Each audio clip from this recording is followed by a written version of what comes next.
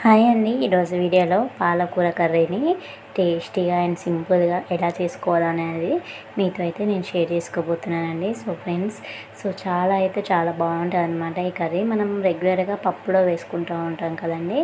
So కొంచెం gastric problem ఉన్న వాళ్ళు ఏంటంటే ఈ విధంగా కర్రీ చేసుకొని తినడం వల్ల హెల్త్ కూడా చాలా మంచిదండి. ఇంకా నేను ఇందులో టమాటా కూడా ఏమి యాడ్ చేయట్లేదు.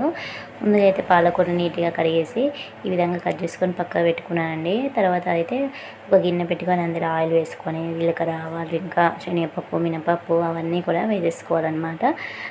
తర్వాత అయితే ఒక పెద్ద సైజు ఆనియన్, ఒక 5 పచ్చిమిర్చి వరకు అయితే వేసుకున్నానండి నేను. కరివేపాకు కూడా కొంచెం అయితే వేసుకోవాలి. కొంచెం వెల్లుల్లిపాయ రెబ్బలు కూడా వేసుకోవాలండి. ఫ్లేవర్ చాలా బాగుంటుంది. సో ఈ విధంగా చేసుకుంటేనే హెల్త్కి మంచిది. పప్పులో కూడా చేసుకుంటారు, అంటే గ్యాస్ ప్రాబ్లం ఉంటుంది కదండి, గ్యాస్ ఫామ్ అవ్వకుండా ఉండడానికి ఈ విధంగా అయితే కర్రీలాగా చేసుకుంటే చాలా బాగుంటుంది. సో ఇవన్నీ వేసేసుకొని ఇంకా ఫ్రై చేసుకోవాలండి ఆయిల్లో. చక్కగా ఫ్రై అయిపోయిన తర్వాత ఇంకా మనం ఇందులో అల్లం వెల్లుల్లిపాయ పేస్ట్ అదేం అవసరం లేదనమాట. పసుపు అయితే వేసుకుంటున్నాను నేను ఇక్కడ.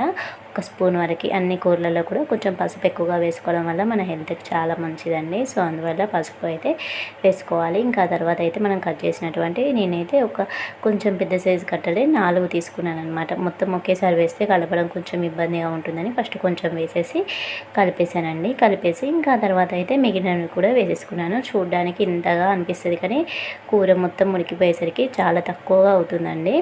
సో అందువల్ల నేనైతే పెద్ద కట్టలు అయితే 4 తీసుకున్నాను అనమాట. టేస్ట్ అయితే చాలా బాగా వచ్చింది. సో ఉడికేసరికి చూసారా ఈ విధంగా అవుతుంది. ఇంకా కూడా ఉడకాలండి. అందులో ఉన్న వాటర్ అంతా కూడా ఇంకిపోవాలన్నమాట, లేకపోతే అస్సలు బాగుండదు. చాలా పచ్చిగా వస్తుంది అనమాట పాలకూర. ఆయిల్లో చక్కగా ఫస్టే సాల్ట్ వేయకూడదు. ఫస్టే సాల్ట్ వేస్తే కూడా సరిగ్గా ఉడకదు. సో అందువల్ల ఈ విధంగా అయితే ఆయిల్లోనే వాటర్ ఏం వేయకుండా మంచిగా ఉడికించుకోవాలండి. ఇంకా తర్వాత అయితే లాస్ట్లో కొద్దిగా సాల్ట్ అయితే యాడ్ చేసుకొని కొంచెం ధనియాల పొడి కూడా వేసుకోవాలన్నమాట. టేస్ట్ చాలా బాగుంటుంది. ఇంకా ఏమీ కూడా వేయనవసరం లేదండి. ఇంకా పప్పులో కూడా అంత టేస్ట్ ఉండదేమో, అంత బాగుంటుంది అనమాట ఈ విధంగా పాలకూర. సో ఇంకా టమాటా ఇష్టం లేని వాళ్ళు టమాటా వేసుకొని అవసరం లేదు. నేను కూడా టమాటా ఏమీ వేయలేదు. కొంచెం కిడ్నీస్కి మంచిది కాదు పాలకూర టమాటా అనేది. సో అందువల్ల నేనైతే టమాటా వేయకుండా ఈ విధంగా ఓన్లీ పచ్చిమిర్చి వేసి చేశానండి. సో టేస్ట్ అయితే చాలా బాగా వచ్చిందండి. మీరు కూడా ట్రై చేయండి. నచ్చినట్టయితే తప్పకుండా నా ఛానల్ సబ్స్క్రైబ్ చేసుకొని నా వీడియోస్ అయితే చూడడానికి ట్రై చేయండి friends. Thank you for watching my videos అండి. బాయ్.